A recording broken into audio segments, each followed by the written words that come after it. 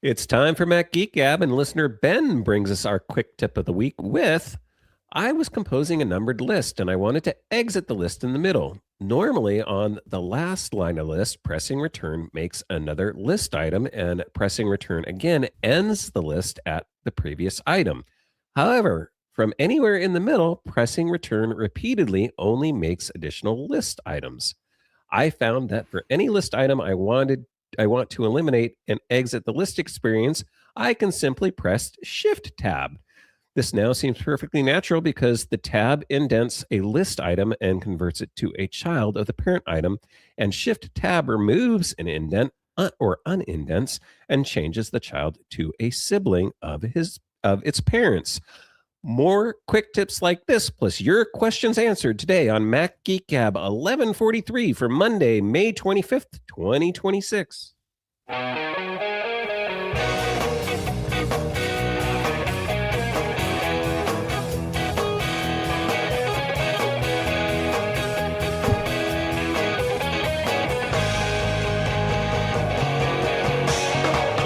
Greetings, folks, and welcome to Mac Geek Gab, the show where we share quick tips like that you send in or that we bring up.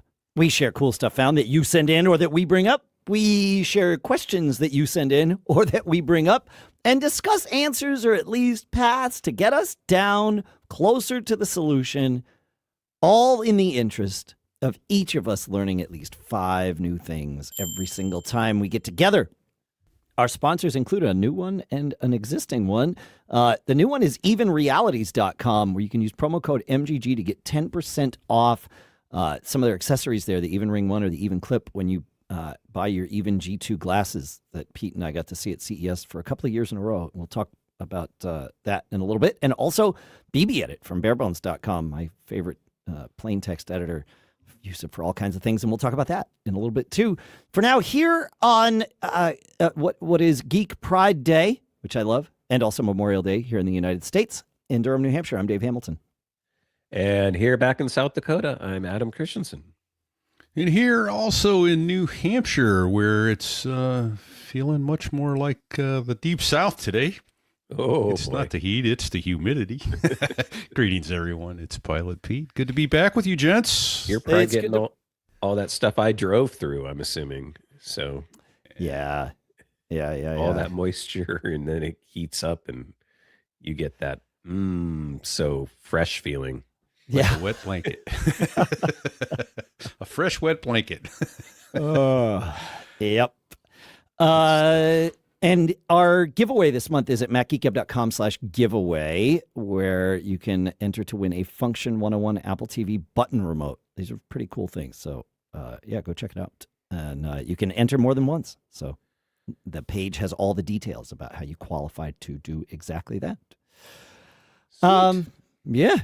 Where do we? I think that's it, right? We got all we've got more quick tips. If Let's we want to do get into those. I got one from Todd, which is a little bit of a follow up. I think was last episode we had a tip about activating Siri, the S Lady. Excuse me, everybody, activating the S Lady while in your car for CarPlay by using the voice button on your steering wheel if you have one.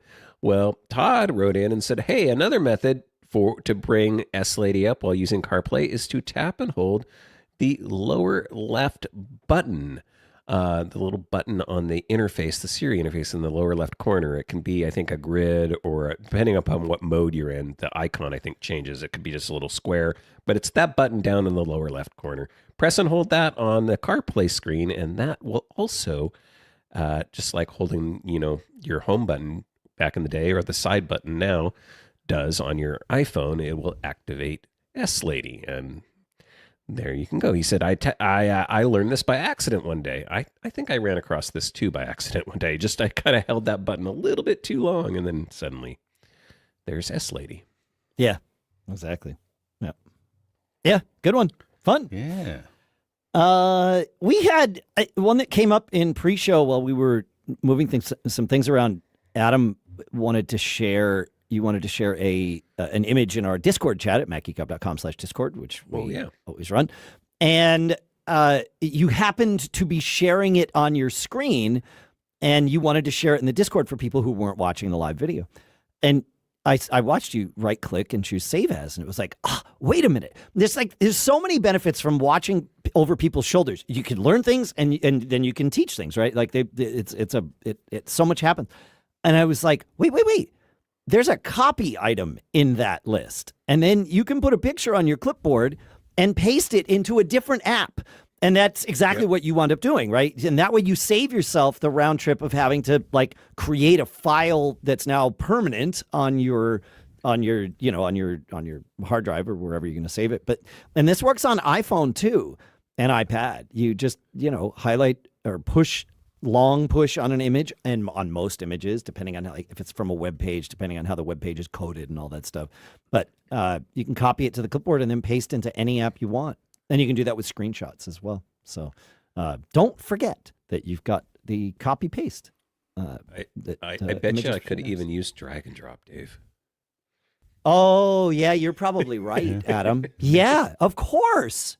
Right. I always forget about drag and drop. See? Copy paste, I think, is a little more cleaner, in my opinion, a little more efficient, because you don't have to do the Shift+Tab or Tab. Or Command Tab is what I'm thinking of, like dynamics and stuff like that. But yeah, while holding one hand on the thing and doing the other. But that does work too. Like I find myself, if I have an email open, right, and I need to go to the Finder to find a file, which I know I could click the thing and click the attachment thing and like navigate that way, but I don't. Especially if I know I have the window open. I will grab I'll go to the Finder, grab it, and then Command Tab back to my email client and just drop it in while I'm holding the grab with my other hand. So exactly. That works too. Yeah. Even while switching apps. Yeah. Fun stuff. All right. Yeah. What else we got, Pete? Well, Eric writes in. He says, "Thank you all for being there for all of us. I was confused on episode 1142 regarding mandatory nature of the switch from Comcast email accounts to Yahoo. Thank you for always providing the links we need. The official Comcast site, new lips this week apparently. Comcast site. You sound good. Yeah, well. Do I have to upgrade my Comcast.net email account to Yahoo Mail?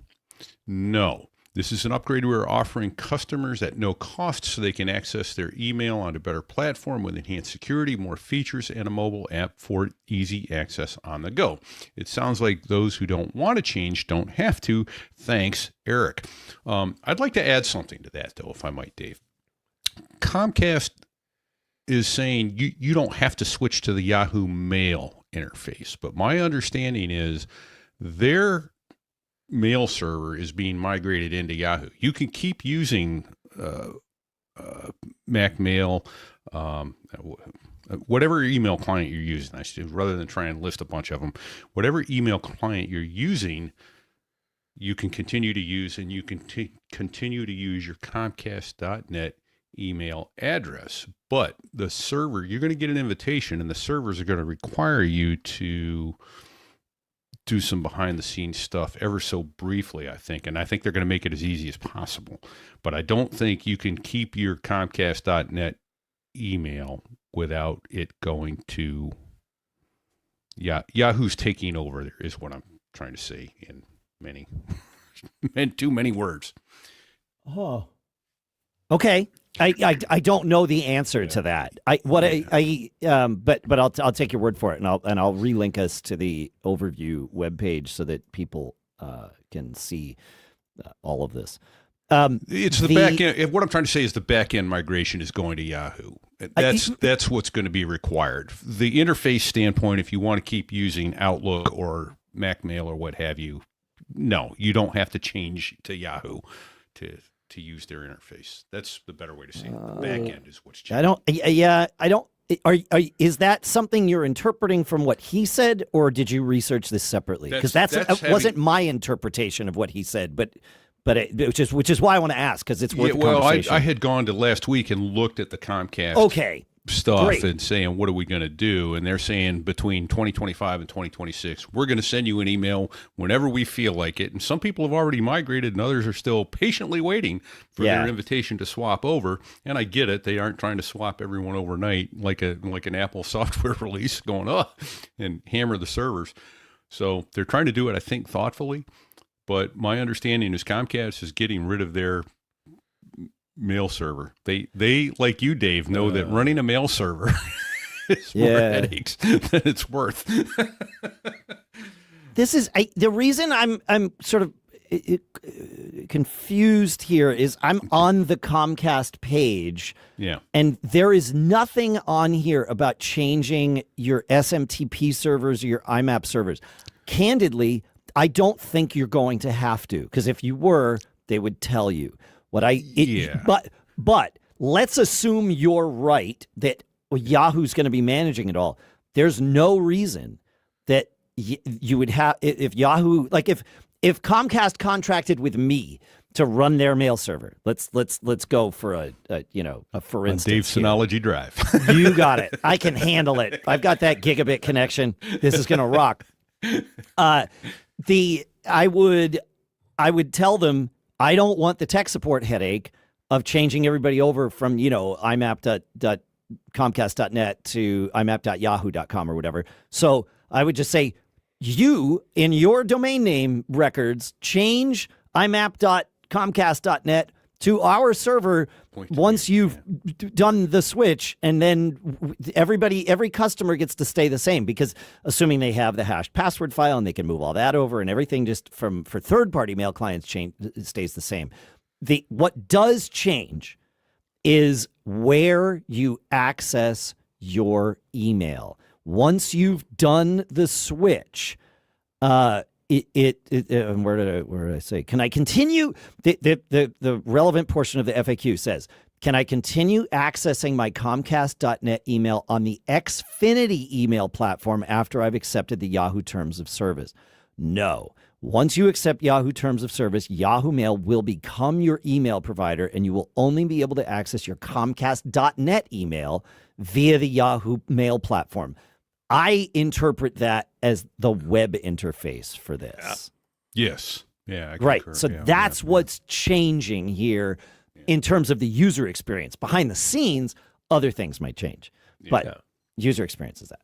Great. I would presume it also means you get to use the Yahoo. They have a Yahoo email app as well. So, and I only know this because my mom has Yahoo email, and that's what she's had forever. And that's even what she uses for her quote unquote Apple account and all that other stuff. It's all through Yahoo. I had an issue, just as a don't get caught here. I nearly caused someone a great deal of headache. And I probably shouldn't tell who this person is, because then you wouldn't figure out. Lisa won't mind. Anyway. No. No, actually, I can. It's totally fine. It was Howard Ungerleider, who is the long time, 50+ year lighting director for the band Rush. I had him on Geek Gab recently, and to get him into StreamYard and all this stuff, he needed to access his email from Chrome so that he could click the link and get in and all this stuff. And when he went into his Comcast email, it told him to upgrade to Yahoo, and he did. But he was logged in to his Yahoo account, where he also gets email. He just happens to be a person that has email in both places and separate for different reasons. Then you're never going to guess his email address, so don't try. It's not what you think, which is why I feel safe telling this story. But I felt really bad, because here's this guy who has agreed to spend his time with me and all this stuff. And he's like, oh, man. He's like, now what happened is all of my email merged. So, right. And he's like, now I got to spend a bunch of time, like, when we're done. And he was cool about it. Like, he was far less upset than I would have been in that scenario. And I was like, all right, well, Howard, man, like, you know how to get in touch with me. Turns out I help people with this kind of thing when I'm not doing Geek Gab. So let me know. And he texted me, like, I don't know what he did, but like 10 minutes later, he texted me. He's like, I was able to like undo it, and now everything is still separate again. So whatever happened, he was able to undo it. my warning with that story to all of you is if you have a Yahoo account that you use for Yahoo email and you don't want it all merged, sign out of that before you do the Comcast merge and let whatever's going to happen with the Comcast merge, probably creating you a new or authenticating a new account over at Yahoo or whatever that's going to be, let that happen, but leave your existing Yahoo account out of it unless you want them to be together, and then maybe that can happen for you. I've told you more than I know. I'm way out over my skis here. But I do know that there was a problem. He's probably the only person that has Yahoo and Comcast, though, Dave. So, Right. No, I had forgotten about it until we started having this conversation. Wow. It was like, oh, yeah, the day that I really felt like I screwed up. But he was cool. A real haboob of... Haboob. I can't imagine. Like, he was cool. We did if you go back and listen to that interview, and that, my friends, is the relaxed voice of a man that just thought all of his email filtering was completely foobarred, and then he went and did that show, and he was super chill. I would not have been that chill. Thankfully, it really only lasted that hour or whatever it was. So. Beyond all recognition. Yeah, exactly. All right, we have one quick tip left, as far as I know, and I'm going to get us there. Jay wrote in and says, I use screen captures a lot, but instead of using the keyboard shortcut for, holding down control, this and that to get in there, which would be, Command Shift 5 or Command Control Shift 5 or however you want to do it, or 4 or 3. He says, just go to Applications, Utilities, and in there is the Screenshot app, and you can drag that to your dock. At first opening, you can set up all the special options, like where you want to store your screenshots. He says, I put them in my iCloud drive, so they are available from our iPhones, iPads, and MacBooks and Mac Mini, so that they're all in the same spot. He says you can also set up hot corners to quickly open the app and other types of things. So try launching that app, which is in Applications Utilities, and it's called Screenshot. I love his sort of bonus quick tip about saving your screenshots to a shared drive. I've been saving them to my Synology disk station, my Synology Drive account, which is synced to all my devices too, for years. But if I didn't start doing that before we had iCloud Drive the way we have it today, I would have just put them on iCloud Drive, because it's so handy to not have to wonder, where did I take that screenshot? Was it on my Mac? Was it on my MacBook? Was it in the studio? Was it in the off? I don't have to answer that question. Screenshots are always on all of my devices all the time. So, 2 good tips. I like it. Question. Nice. Yes. I just don't remember. Does changing that setting in the app, because I did it too. Like, I have a screenshots folder in my documents folder, which is iCloud Drive synced. Mainly I did it because I didn't like them screenshots all going to my desktop, or which I think is like the default. Oh yeah, that's right. That's right. That is the default. Like a giant mess. What a disaster. Yeah.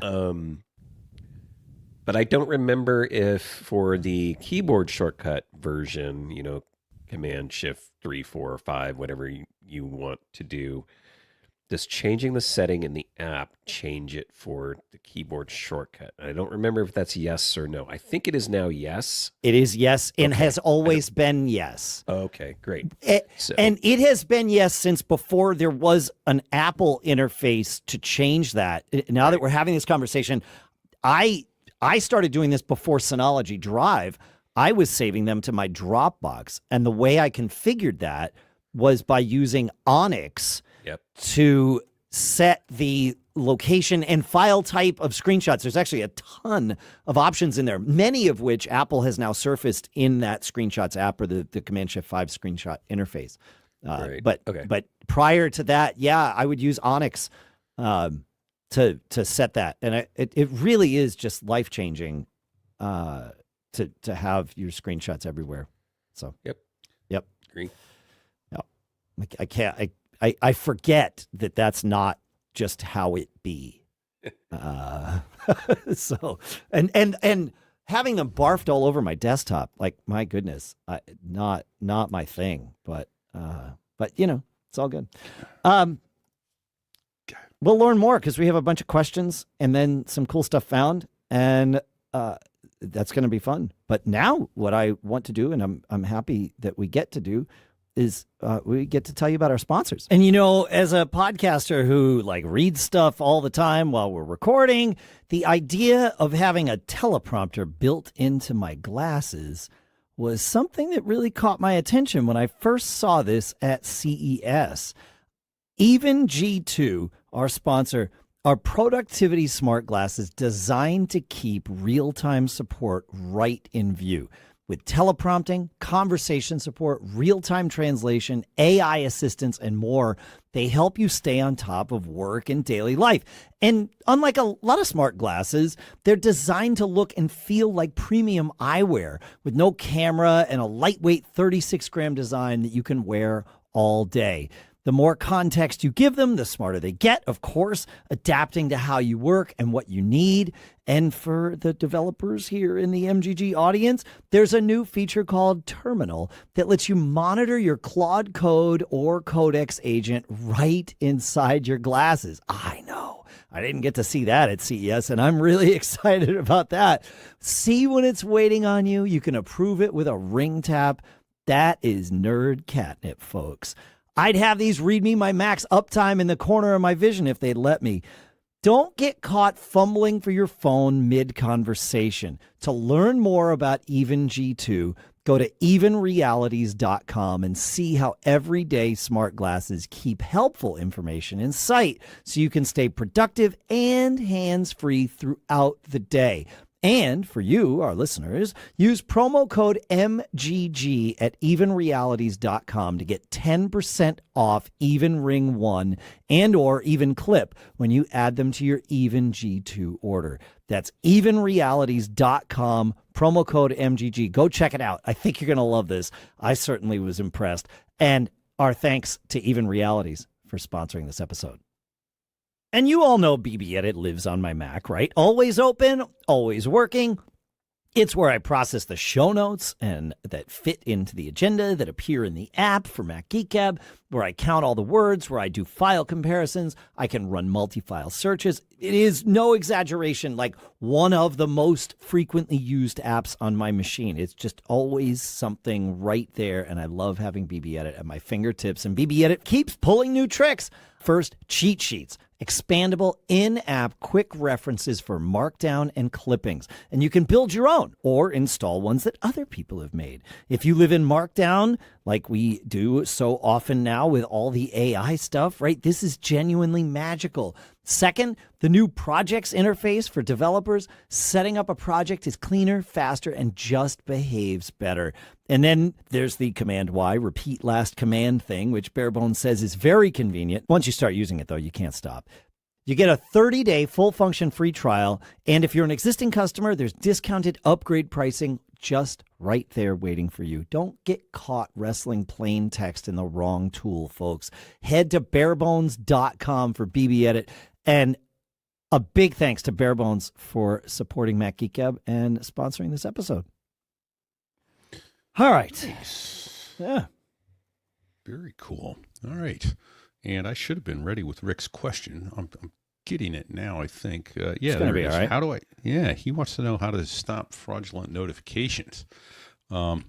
He writes in and says, don't scroll it past where you're supposed to be, Pete. He says, I clicked on something I shouldn't have on my MacBook Pro, and this message comes up about every 35 seconds. Action required. Mac-update.com. Renew your McAfee subscription. If I click on it, I get the Safari window telling me the connection is not private. I tried rebooting and running Clean My Mac, but neither helped. How can I get rid of it? Any suggestions would be deeply appreciated. Thanks, Rick. And Rick is a loyal Mac Geek Gab premium member and MacCast member since at least 2010 or earlier. Yeah. Yeah. And just so that everyone so he's a new listener. Normally this wouldn't matter, but just to offer correction, the URL that it's trying to point him to is not mac-update. It is mac-uptodate.com. Because somebody listening might say, well, Mac update is okay. Like, and it might be, but mac-uptodate.com is what he saw in the screenshot that he shared. And did I read it wrong?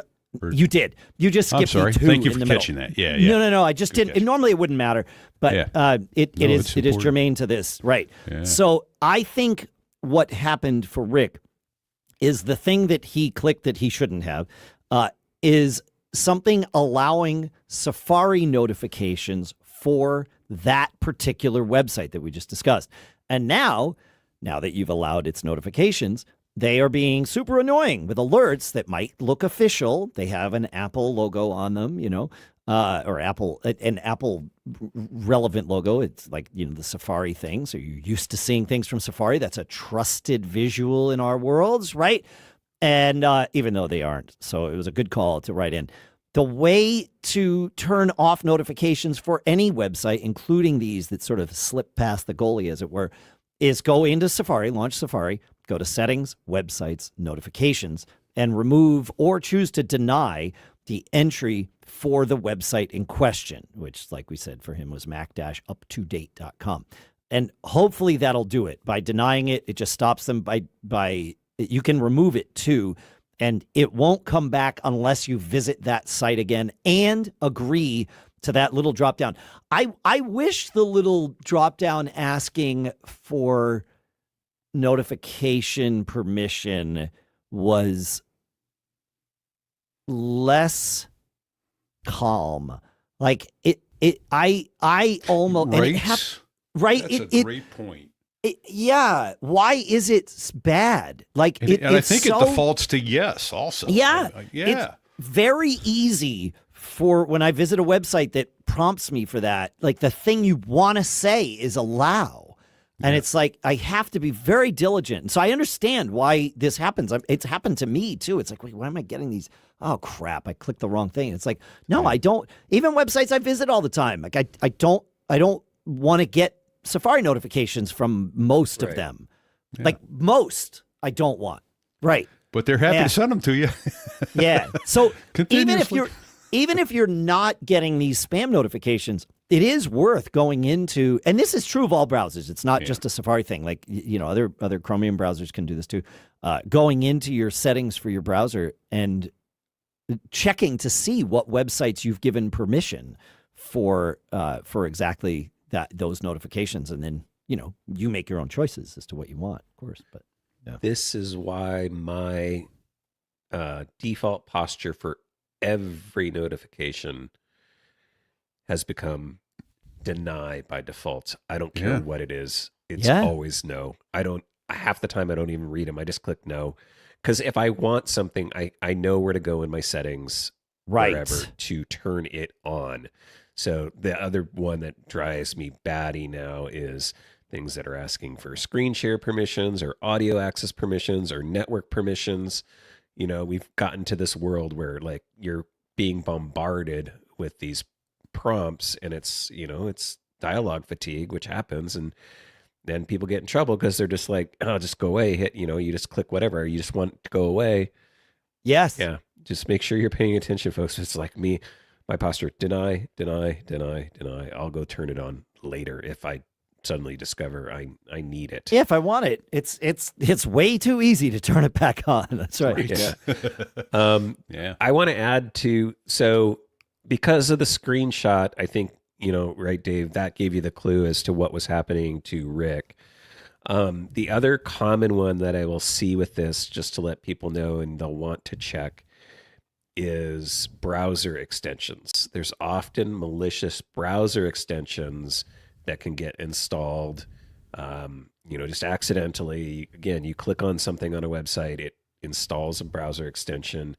That extension is popping up. It uses JavaScript to do pop-up windows. Because you've allowed it as an extension, I think it can get past your default settings of, block pop-ups.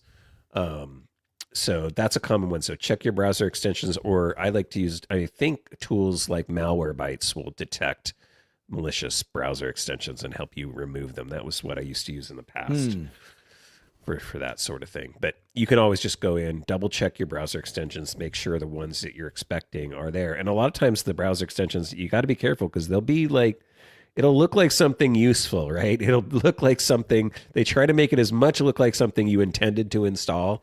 So it won't have a name like, add pop-up extension. It's going to be like, spell checker or something or other. Or the big one that is often malicious is like discount finder extensions. They'll hide it as a something that gives you coupon codes on websites or is supposed to like do these other things. Well, in addition to that, it'll still do that, but in addition, sometimes it'll do little extra stuff like randomly give you a McAfee, pop-up that gets you calling India, and then you get scammed. Yep. That's right. Yeah. Yeah. Good catch. Yeah. It's that with great power comes great responsibility, right? Yeah. Don't get caught. Don't get caught. Yeah, exactly. Yeah. Exactly. All right. Moving on to Joe's question here. Let's see what Joe asks. What are the prevailing thoughts on buying and using third-party fast chargers? And he sent us a link to one that has it's a off-brand. It's from a brand I've never heard of before, from Amazon, 45 watts. It's got 2 ports on it. And he's like, I want to get one with more ports. Are some of these okay and some not? He says, of course, Apple doesn't have anything like exactly what I want, or maybe they do. He's like, but I can't find it. What are the thoughts on buying and using third-party fast chargers? Alibaba, not your friend. A lot of these things, the designs are same. These things are crazy. I'll just tell you my personal philosophy on it, and I'll tell you why I have this personal philosophy.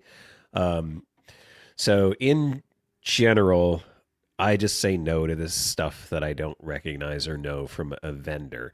That doesn't mean it's not safe, quote unquote. So like the safety thing, I think, is somewhat of a separate conversation, although not entirely. The issue is for me that it's cheap for a reason. And that usually is because compared to, well-known name brands that might cost more, they're not either tested as much, or they reduce circuitry, or they change designs in certain ways that are less than ideal. So what I've found is, they may not match their claims. They may not, so like you can have other issues. They might not last as long.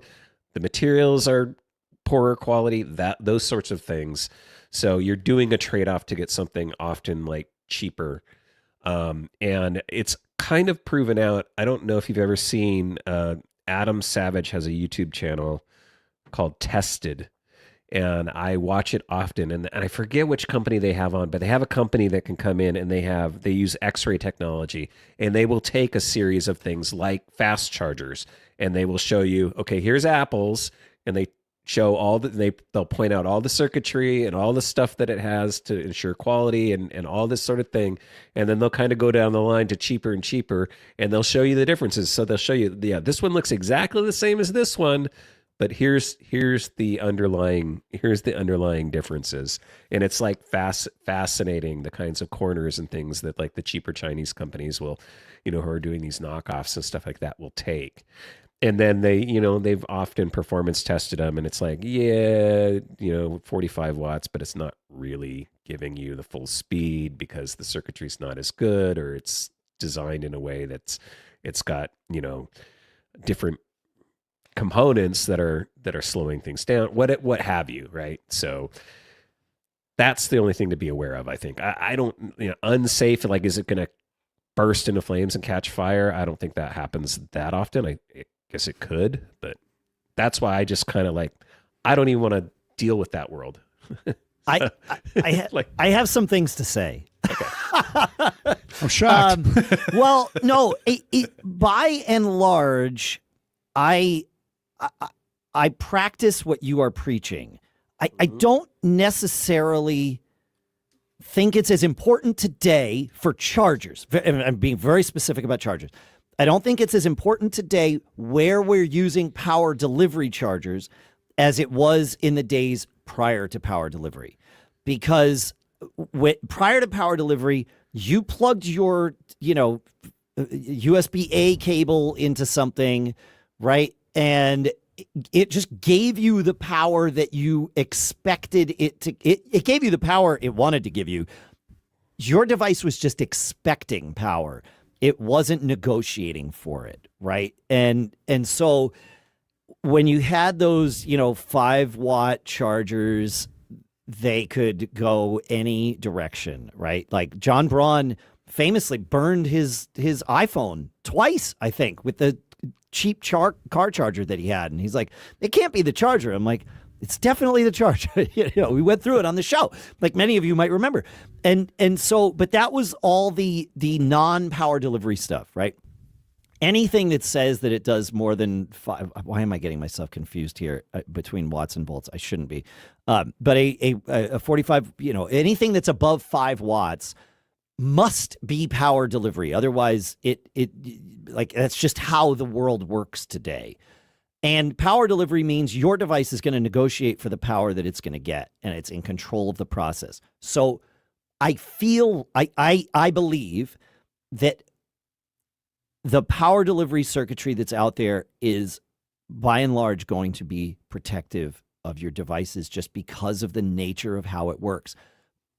But as I said at the beginning, I practice what Adam preaches, and I don't plug my devices in to anything with a brand that I've never heard of before, or at least haven't researched. I mean, sometimes we meet a new brand like, I remember when Ugreen came on the market with chargers, and it was like, who is this company? But turns out they make great chargers, as does Base US, as does Anchor, as does, I just saw you put in the show notes, Satechi, right? Like these are companies that we know. Scosche, like this is an incomplete list, right? But these are brands that are trusted in the market and they have their brand identity to lose if they put something out that's not negotiating properly and all of that. So I definitely practice what you preach, Adam, but I believe, I don't want to say I feel, I believe that things have gotten safer with the introduction of power delivery because of that negotiation, and your device has a say in what's happening. Something could still burn your device. But and I want to say, I see a comment in, it looks like the YouTube chat. I'm not going to read Scotty's whole handle, it's huge, but it says, make sure he says, never compromise when it comes to electricity and charging, and make sure you see the charger and this FCC logo and test it. You know what? Those UL logos, those FCC logos, cheap Chinese companies will fake those. It's not always a guarantee. Like, they have no qualms. No. And just putting that on their stuff. Like, it's not a real Louis Vuitton bag. Yeah, exactly. So I would agree if it's a known good one of these people that we know and we trust that they actually went through the processes and are following the rules. Absolutely look for those logos. But some off-brand Chinese company, I don't know that I trust them. I mean, the thing is, a lot of these, what we call off-brand, are the same factory that makes like an Anchor one or a Base US one, and I don't know which brands where this happens. I'm using those names as a for instance. Some company that makes things for a brand we know and trust has a factory that is built to make the thing for the brand we know and trust. And they are paid by the brand we know and trust to make those, say, from 9 a.m. to 6 p.m. every day. And then the factory stops producing for the name, the brand that we know and trust. But they don't stop producing. they keep producing the same thing, and they just don't put that label on it, and they do that from 6 p.m. to 9 a.m. so that they can maximize their earnings. And so oftentimes, but not always, and it's very difficult to know without truly knowing, oftentimes what you buy as an off-brand is the exact same thing that you would get with an on-brand product. But again, you don't get to know that unless you happen to know the person at the factory and like all those things. So Right. Yeah. I mean, my point is do your own research, go in eyes wide open. Don't assume anything. Dave's point's exactly right. It could be perfectly fine. It could be perfectly fine, but it also could not. So that's why my posture ends up being, why even risk it? So I do, though, need to discuss Adam Savage's tested channel here, Adam. Yeah. I have not seen any videos where they test chargers. What you described reminded me very, very much of something that happened on that channel about 2 years ago, where they compared Apple's Thunderbolt 4 cable with other cables that looked like that. And when I say looked like that, I mean had USB-C connectors at either end of them. Yeah. And they're like, here's why this $12 cable, they put it through the X-ray machine or whatever it was. And they're like, here's why this $12 cable is very different. Why Apple's cable has to cost $140 and this $12 one costs $12. The problem was with that, and I loved every bit of nerdiness that they went through. I loved seeing the inside of the cables. I loved all of it. But forgive me for what I'm about to say. They were not comparing apples to apples in the slightest. That $12 cable was a charging only USB 2 cable for $12, and Apple's cable was a 80 megabit Thunderbolt 4 cable capable of passing all the power and doing all the negotiations and all that stuff. And so it was, and that was the only Thunderbolt cable in the entire test suite. So of course they're different. I wish they had compared Apple's, $140 Thunderbolt cable to OWC's $78 Thunderbolt cable or whatever it cost at the time. Sure. Because that would have actually been a valuable comparison. And I bet we would have seen some differences, but not the stark differences that we saw there. So that particular video was a co-brand with Adam Savage's tested channel and whoever made the scanning machine that they were using, right? And they were upfront about that. But I also feel like Apple PR might have been involved in crafting some of the path there. It stunk because he's not, like, Adam Savage is really good usually about being like consistent and all of the things. Like, it was just watching that video because it got spread around so much, and the places it got spread from told me that Apple PR, at least if they weren't part of creating this video, they sure were happy about its existence. And they were telling as many people as they thought would echo it to please echo it, right? And that video made the rounds. And we talked about it here on the show. So thank you for coming to the second version of my same TED Talk 2 years later. I appreciate that. Yeah. It's possible too. I could be conflating it with another video, and maybe I'm remembering the not though charging cable thing. Yeah, but yeah. I think the point is still valid. I agree. That's why I started with the point. Charging bricks have all the same circuitry. Yes. Yeah. Yeah. And there if are I might different add, levels. Before we move on, just one other thing, that if you don't have a charger with you and you decide to plug in at the airport or anywhere else, probably keep in your travel kit a charge-only cable. Plugging a data cable into unknown sources, very low risk, but not zero risk. I would say I disagree on this. Now, and I'll explain why I disagree. Okay. All right. I disagree because I never want to be stuck traveling without cables that can run every device I might plug into them. Because if I wind up because I'm going to lose things. I'm going to leave stuff in a hotel. I'm going to leave things here. But if I know that every USB to USB cable that I have is fully USB 4 capable, I didn't say compliant. I will buy off-brand cables that are USB 4. I use them. They work great. We did that whole test thing. We talked about it. But I have learned the hard way that I want every cable in my travel rig to be capable of connecting a monitor, connecting a Thunderbolt drive, and charging my devices. So there is potentially some risk in that, eyes wide open, to your point, Pete. But all of my devices that I travel with ask me anytime I plug a USB device in. Even if it's been like a month since I traveled and I plug my own personal USB hub in, it's like, do you want to connect your data connection to this device? So, Apple has built protections in against that. You're not wrong. There is a risk there that somebody, but it's way less than it was, whatever it was 5 years ago when we were plugging USB-A cables into everything. And right. Yeah. So USB-A charging only cables, yes. USB-C with our Apple devices, not so. Okay. I don't think it matters as much. Well, fair enough. But yeah. This is what I would say. Just don't use a cable that is not yours. Well, Pete's point is don't use a charger that's not yours. I know, but what I'm saying is if you're walking up to something at the airport and there's a cable hanging there already don't plugged do in. What could go wrong?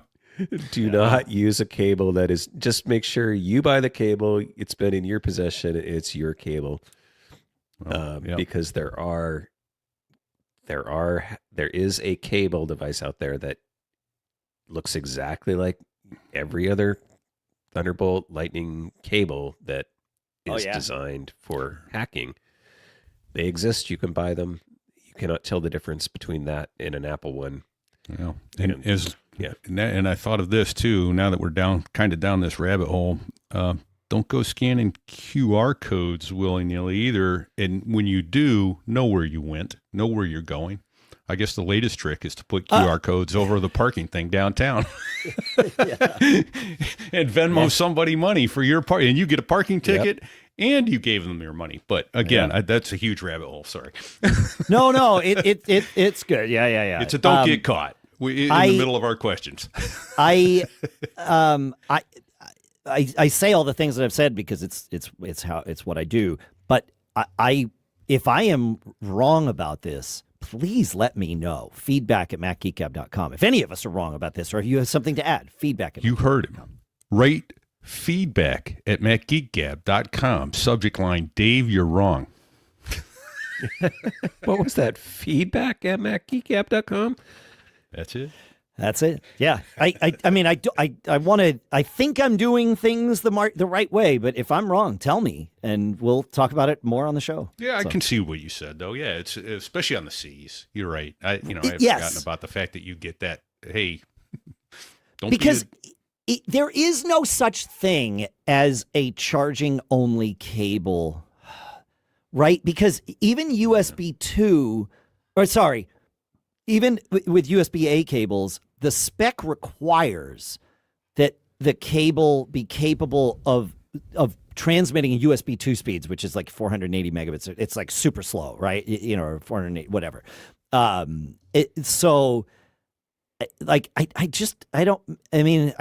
guess there are charging only cables. You can break that pin or whatever and not pass data. So yeah, I take that back. There are charging only cables. But most of the cables we have are not charging only unless you specifically buy something. And even then, check it because it might actually be passing, data very slowly. Yeah. Should I take us out of this rabbit hole? Well, please. Oh, wait, no. Guess not. Never mind. No, sorry, real quick. I just want to say I put the link for the cable I was talking about. It's the Hack 5 O.MG Cable in the show notes.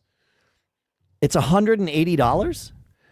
Yes, because it does keyboard logging, it does Wi-Fi connectivity, you basically, if someone plugs into that cable, you own their machine. Wow. Yeah. Oh, it's wow. It's a hacker device. So there's a reason it's called a Hack 5 cable, huh? You can do keystroke injection, you can capture payloads, you can do keyboard logging, you can do it all remotely from Wi-Fi. Wow. That's only slightly terrifying. That's what I'm saying. I kind of want to cables that aren't yours. I kind of want to get one of these and play with it. Well, I mean, just to play with Use it. it wisely. Yeah. Huh. Wow. Huh. Yeah. How come it doesn't say hack 5 all over the cable? All right.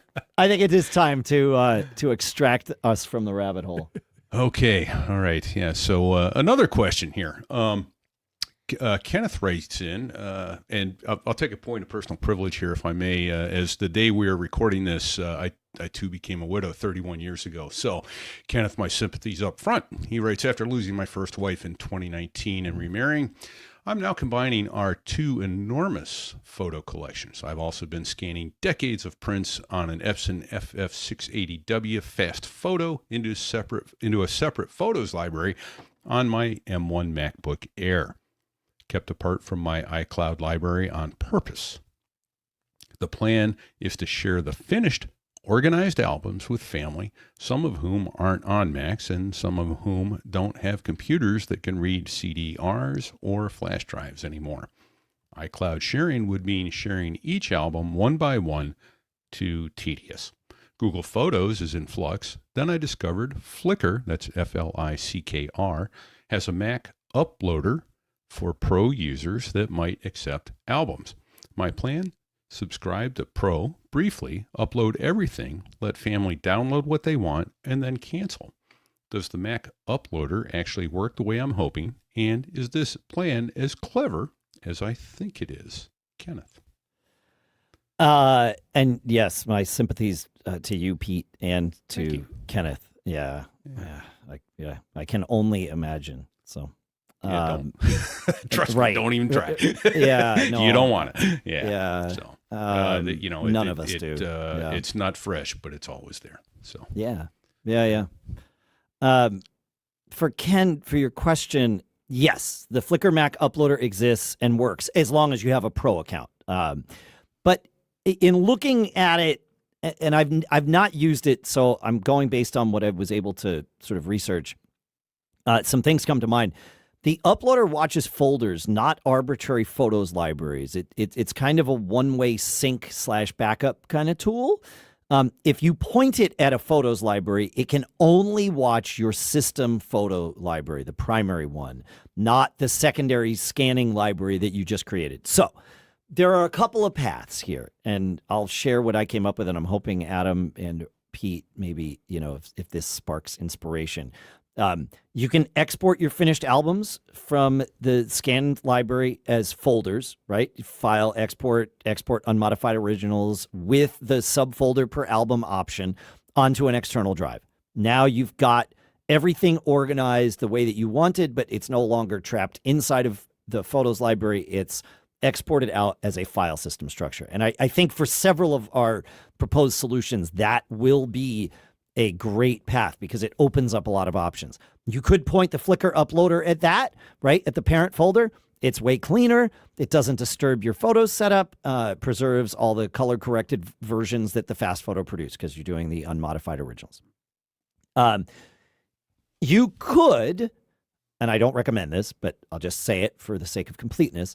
You could take the scanned photos library and make that your system photo library and then let the Flickr uploader upload from there.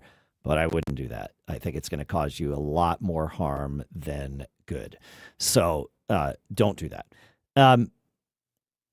If you go the Flickr Pro route, my understanding is that you will need to keep paying the subscription until everyone has finished downloading from Flickr Pro. Otherwise, it will shrink you back down to the free plans, first day with the new lips, 1,000 photo limit. All that said, I think there's an easier way. If you have enough storage on Dropbox, iCloud, Google Drive, etc., maybe just treat that as your shared USB stick, your shared CD, whatever it was you were going to share with people physically. Take that folder export, put it up on like Google Drive if you have the storage there, and you probably do, and then give people that link. And with Google Drive, you can give them, and others, you can give them a read-only link so that they can't delete or make changes, but they can read and download. And then you just give them the link, and they can see the folder structure and even selectively choose, well, I don't need these four, but this one and that one are really important. I want those. And then everybody kind of gets to select a la carte what they want. And that's how I would go about this, unless I'm completely misunderstanding, which is always possible. Anything, thoughts, Adam, Pete? No, I don't. Oh, go ahead. I was just going to say, I don't know that I have much more to add. I mean, you covered it pretty thoroughly. Trying to think if there's any more convenient ways. I mean, I've used just, the Photos app, regular sharing, web-based thing for small libraries, but we're talking about, something bigger here. So yeah. And some of these people aren't on Macs, and it becomes a whole thing. Because then you're stuck with the web interface, and that's not the greatest interface in the world, obviously. Yeah. No, and I like Google Drive and Dropbox come to mind, and Synology Drive too, if you happen to be in that world, because they each have a specific interface for photos too. When you share a folder and it happens to have a photo or a video in it, you get different options to view and even play the video like in line there if you want. And you can, they all have different options, but some of them you can choose, oh no, only let people view, don't let them download, or yes, absolutely, please let people download, but not change. You can get pretty granular with it, which is helpful, I think. All right. Yeah. I was just going to mention that for those that don't know, Flickr is a Yahoo product. And it is now. Yeah. That's right. Yeah. And has, I think, 20 gigs free storage, but 1,000 photos, though, I think, for what he wants to do. Yeah. Yeah. I did the pro thing for a while, and I don't recall why I moved away from it. I liked it. It seemed good. I think it was just a little bit clunkier than letting go and letting photos handle everything for him. Yeah. But again, he's got a different use case to share with so many people that it's not easy. Yeah. The more I mean, obviously, I thought about this when I prepped the question for him the other day, but the more I think about it, the more I think just export to that folder structure and then just share that folder structure like you were tempted to do with your USB stick. Just treat Google Drive or Dropbox as your cloud-based USB stick. Yep. Really, I think that's the, yeah. Yep. Anyway. All right. Take us to Brent? Yes, please. All right. Brent has a question. It says, we seem to be having problems with a MacBook Air M4 and M5 connection to multiple monitors via a dock. We even seem to have problems with a MacBook Pro M5. We have used Targus and StarTech docks and have experienced problems with monitors losing their connection and the mouse dragging slowly across the screen. Do you have docks you recommend? Are there things to know so we don't get caught? Brent. Yeah, I want to, it'll come as no great surprise to anybody who listens that I want to use this as a teach a Brent to fish moment instead of just handing Brent fish. Because I don't know what dock you need specifically, but I know what features you need to look for. Because it all depends on how the dock works. I am presuming that your issue is with the technology that was chosen to be inside the dock, and it was probably chosen for a good reason. You might not need it, though, because some docks are built to natively support whatever your Mac supports in terms of external displays. They're just giving you different connectors, but it's up to your Mac to run the displays using its internal display hardware. Now, M1 MacBook Air and Pro laptops can support one external display natively. The Mac Mini, the M1 Mac Mini, can do two because it doesn't have an internal display, right? So the M1 MacBooks, it can support two displays, one in addition to the internal one. That's it. The Mac Mini can do 2, one via HDMI, one via Thunderbolt. I went through and looked. The M4 and M5 base chips both support 2 external displays in addition to the internal display in lid open mode, right? Everything prior, so M1, M2, M3, max out at 1 external display with the lid open. The M3 can get 2 only with the lid closed. It gets very convoluted. So, because of these limitations, and this is when we moved to Apple Silicon, these limitations really, really kicked in. That's what happened here. It was far more flexible in the past, and it's because it's the system on a chip where everything is sort of baked together. And because of that, a lot of docks employ what's called DisplayLink. DisplayLink is technology that essentially turns the dock into a USB to display hardware bridge. And then you plug your monitor into it, meaning it's not limited to what your Mac is limited to, but it's also not using your Mac's GPU to do the work. It's using the CPU to drive things. And that is when you said that you were having the mouse dragging slowly between screens and all of that, that is absolutely a byproduct sometimes of scenarios where you're using DisplayLink tech. So, to answer your question, make sure that on your MacBook Air, you are connecting to the amount of monitors that does not exceed your Mac's capabilities. And what's the name of the little app Mac Tracker is a great place to look for the number of supported monitors. But Apple will tell you too. Apple's website has all these specs too. So find out how many external monitors your specific Mac can support, and then assuming what you want to do is that amount or less, then get a dock that says nothing about DisplayLink technology. However, if you need to support more, or if you need to connect more monitors than your Mac will support, you must use DisplayLink technology and deal with some of the caveats of all of that. Hopefully, did I get it there? Yep. Okay. And it looks like I'm looking at your little graph. If you need more monitors, then probably 2 with most of the modern current, because he said M4 and M5. Yeah. You got to go above the base model. It looks like your key is going above the base model chip. So get a Pro or a Max. You're going to have more than 2 monitors. Or an Ultra. Yeah, or yeah. An Ultra. Yeah, of course. Yeah. But it's that base model chip that still is stuck at, I think, 2, either internal, external, or 2 external when you got the lid closed. Like, that's right. You are super limited with the base model M series chips still. I just know because it's a big complaint from my IT department at work. They're like, why? Yeah. Why? Yeah. And they have to do DisplayLink because, some people want 3 monitors. Exactly. And depending on what you're doing, DisplayLink can be seamless.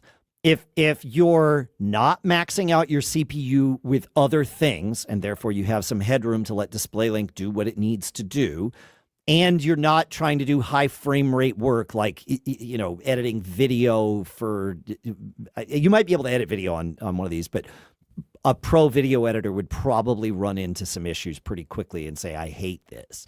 But if what you're doing is like email and maybe even Zoom calls and, spreadsheets and stuff, and you're not maxing out your CPU with all those things, and you've got some headroom for DisplayLink, then yeah, probably fine. Probably. But what you described, Brent, are those exact issues. So, yeah. Yep. All right. Shall we move on to some cool stuff found? Yeah, we should.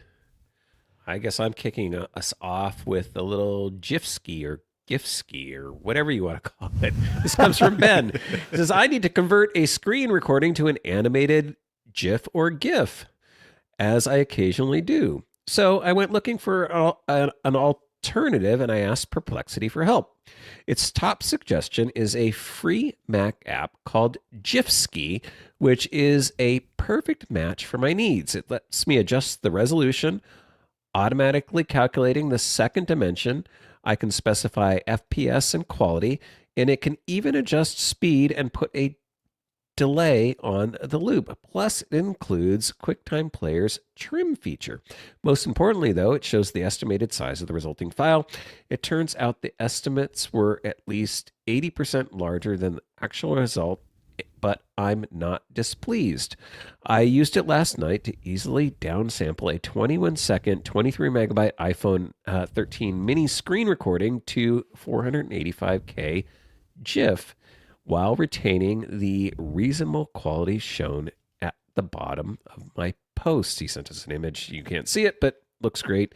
GigSky, which is updated regularly, will now be part of my regular workflow. And did I mention it's free? It's not going to cost you anything, folks. And I am going with GIF because in my memory, that is what... Because I never had a religion on this, and then I heard, and again, this could be not true because I just believed it and I just heard it, that GIF was what the developer creator of the image standard called it himself. You are remembering correctly. I researched this. It was Steve Wilhite who created it at CompuServe in 1987, pronounced it GIF like you did. And he said the thing I found says he made this emphatically clear when accepting a Lifetime Achievement speech at the 2013 Webby Awards, where his 5-word acceptance speech displayed on screen read, "It's pronounced J-I-F, not G-I-F." That's it. That's it. He just said, why didn't he spell it J-I-F? Because it's the graphics interchange a format. graphical user interface. I'm just saying. Yeah. I don't know. Hey, look, I don't have any religion. He can call it whatever he wants. I get it. Yep. No religion. Call it whatever you want. I don't care. I use the two interchangeably if I'm being, upfront, and I always should be, as my wife says, or being honest. My wife says you should always be honest, so you should never have to say that, and I agree with her. And so, but I tend to standardize on GIF. Yeah. Yeah, I had we were in the process of selling a company years ago and doing some, it actually wasn't when we were selling Mac Observer, it was a different company. And we had a kind of a coach, for lack of an M&A advisor, who was helping us through the process. And, I had a Zoom call with like some people that were interested in potentially, learning more, whatever. And I kept using the phrase, "Oh, well, honestly, this part of the business is really easy," and like doing all that stuff. And when we finished the call, of course, we did a debrief, and he said to me, he says, "You were great." He's like, this process is going to be so much fun with you, all this stuff. He's like, one tweak. He said, "Don't say honestly, because it implies to the wrong person in the wrong context, it implies that is a novel thing as part of this conversation. You are articulating a change." And it's like, oh, right. He says, use candidly instead. And so I put a sticky note under my monitor. I have 2 sticky notes. They both proved true in this particular deal because we did not sell the business. One of them that I've had for a long time, time kills all deals. And then the other one says candidly, not honestly. So, yep. Good advice. It is good advice. Yeah. You should do that, Dave. Exactly. Yeah. That's a whole different thing. Gary tells us, this is actually very relevant to our conversation here. Gary's cool stuff found is a website called whatcable.uk, which he says is great to learn what your USB cables can do. And it's actually an app. You go to whatcable.uk, you download this app for Mac. You can install it with Homebrew, and you plug a cable in, and it will tell you what the cable can do in terms of here's what power is currently negotiated. It charges, does it charge at 100 watts? What kind of data connection is it? All this information can, of course, be gleaned from other tools, but this tool puts it all in a very nice little package that looks pretty. So whatcable.uk, and of course, we will put a link to that in the show notes. Thank you, Gary, for sending that one in. Fun stuff. Check the show note link? I already fixed the show notes URL. Thank you. Yepper. Yep. Cool. Yeah, because I couldn't visit the website with the thing I clicked in the show notes. So, yep. All right. What do we have? What do we have next? Am I up or Dave? I think Pete's up. Pete's Oh, up. Yeah. okay. Pete's trying to catch up to himself here. Where the heck did I put my notes? There we go. He might need this app because then we could hear something. Yeah, oh, no. That's right. Hang on. I got it. Thank you. I got it. You good? Okay. Darren writes in and says, it goes without saying that I love everything you guys do. My week simply does not start right without the podcast every Monday. And we endeavor to get it out every Monday. Sometimes we miss that, but man, do we try. He says, I wanted to submit an app for the Cool Things Made segment that I built entirely out of personal necessity. He says, I lost my speaking ability over 10 years ago, so I developed an iOS AAC app called Talk For Me. It just hit the top 200 for utility apps on the App Store. And this Friday, he says, I'm releasing a massive version 3.0 update, which has already happened. Among its best features for power users, it allows text-to-speech audio to be routed directly into live phone and FaceTime calls. It features a customizable speech board and integrates deeply with Siri shortcuts for instant replies. Version 3 introduces a totally rebuilt, uninterrupted background speech engine and native drag-and-drop UI to rearrange everything on the fly.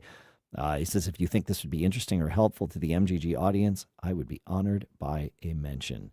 He also shares, and I'm only going to say this on the show for reasons that will become obvious, I would also love to offer a free promo code to anyone who emails me at Darrin@talk4.me. I'm going to spell that out because I'm definitely not going to put someone's email address in the show notes that are published on the web. But Darrin asked, DARRIN@TALKFOR.me, and mentions that they heard about the app on Mac Geek Gab. Thanks, Darrin. That's great. And thanks for the offer. Yeah, very cool. Very cool. I never cease to be amazed at what people do with technology to overcome issues like that. So, man, good for you for not sitting still and taking it. You know. Yeah. Man, I think it's agreed. Yep. I have another one from Jay who wrote in. I'm looking at the time. Yeah, we got time. He says about your eSIM discussion. During a recent visit to Prague to visit family, my wife wanted a separate data plan for her iPad. We have US Mobile on 4 lines on our iPhones using all 3 carriers. He says it turned out T-Mobile worked best in Eastern Europe, but she did not want to hotspot, so I sent her up with a GigSky plan, which you can do automatically. It's built in. You go to iPad settings, cellular data, find a new plan, select GigSky, and it will do it. Like you don't need to install anything separate. Prices and coverage were great, and after signing up, we learned of the ability to get free data from GigSky when you're paying with any Visa signature card. He says, I have Visa signature cards and was able to take advantage of the free data plans.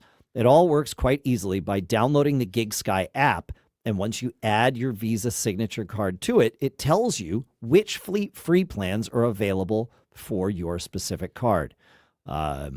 And he says, I know you guys have been talking about US Mobile lately. Just as a side note, US Mobile Unlimited plan offers a free or included Apple Watch line, making it a great plan to have if you choose Warp/Verizon as your plan carrier. Yeah, I'm more and more impressed by US Mobile. It's really I love their kind of a la carte offering and choose your own adventure style thing that they have there. Very, very flexible. So, and great for GigSky too. We will put links to all of that in the show notes. So I have to ask, just to be clear here, it's GIFski and GigSky. It's not GigSky and GIFski. Oh boy, asking for a friend.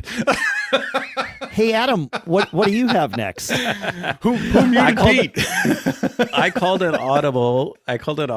And added one more cool stuff found to this episode based on the cable we were talking about earlier, that O.MG Hack 5 cable. So the developer of that cable went on one of my favorite hacking podcasts. So this is kind of a two for recommendation, one for the specific episode, but two for the podcast.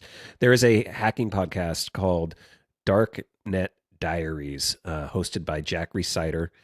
It is amazing. I think he's up to 160 episodes, something like that.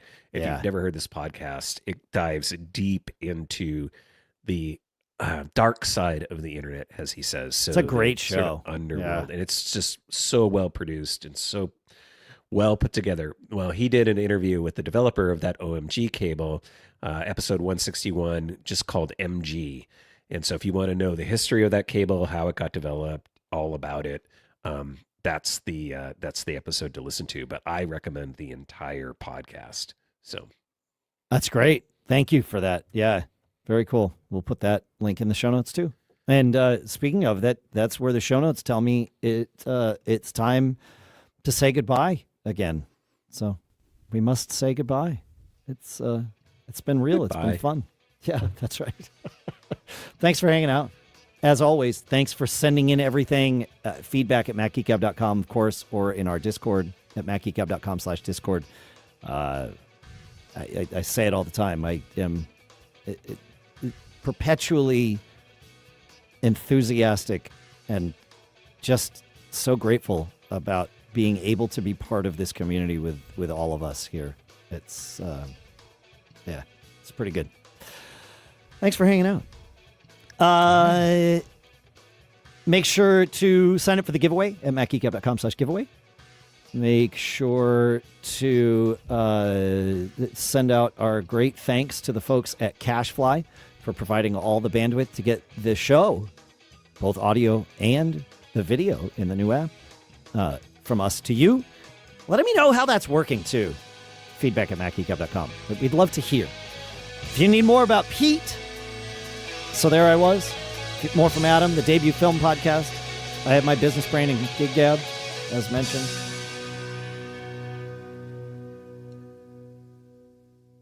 What do we have something to say? Is there anything left? There's only one thing left to say. Don't get caught. Is that don't jet caught, though? That's it. I'm a pilot. Made up. How do we pronounce that G? Thanks for hanging out, folks. Later.